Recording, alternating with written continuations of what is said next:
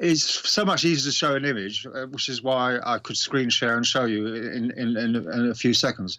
But imagine that I have a sausage that there's a series of hoops that do the tube system. We have hanging baskets that can also do that, whereby suspended from a line, you have a circular hula hoop, imagine it, which has netting over it, which is suspended from a washing line. Let's just so you get an idea of what things look like, whereby the hula hoop that is horizontal has a tube of polythene tightened into a knot at the top from the washing line.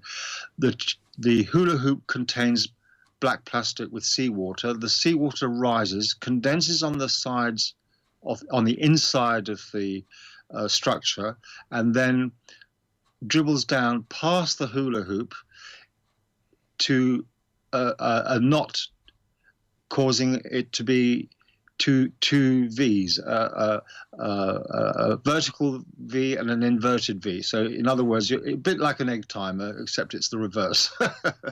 I mean, you've got to see the picture to understand it. Anything else you've invented? 6 methods of doing the same thing.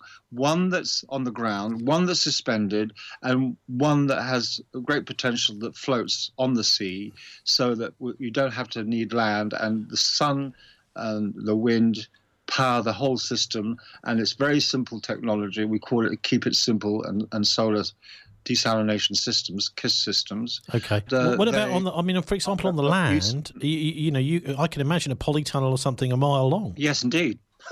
But it's even cheaper to have it floating on the sea.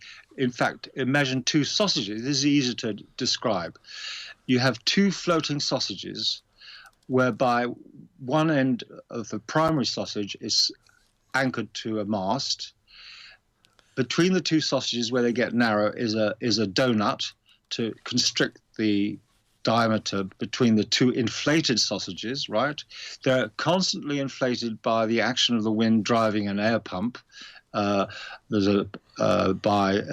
which is a form of bellows. As the wind tugs on the 2 sausages, it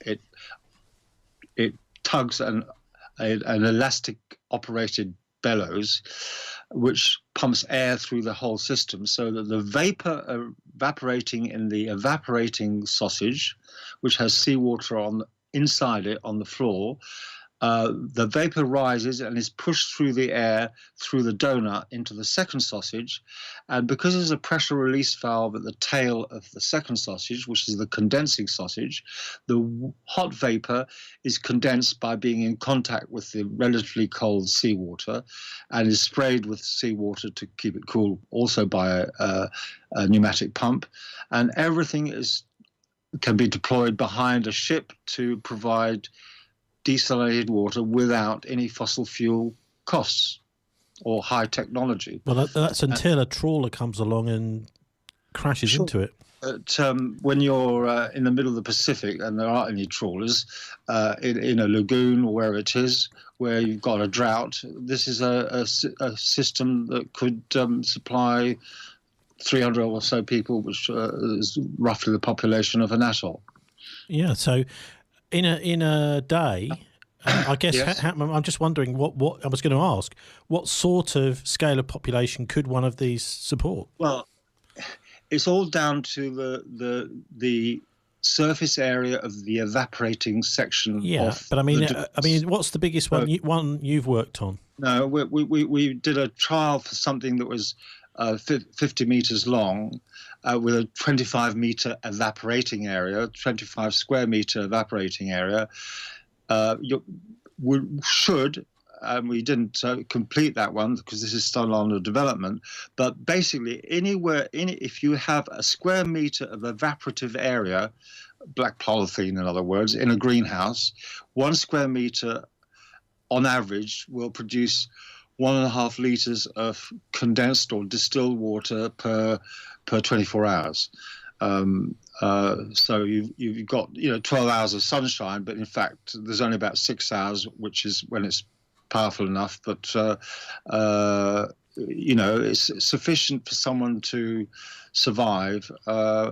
It's just a very simple low-tech system. We also have one where you can use recycled plastic bottles, clear PET plastic bottles used for drinking water usually, where they are screwed together, having made a hole into each bottle, hung from a wall, 10 green bottles hanging from a wall or a tree in the sun, whereby, although the bottles don't need to be in the sun, but the evaporating black polythene bag would, depending on its size, would heat the salt water. The vapor rises up the series of interconnected plastic bottles, and that in turn condense the vapor back into distilled water that runs back down towards the black bag, but is collected before it enters the black bag. So how much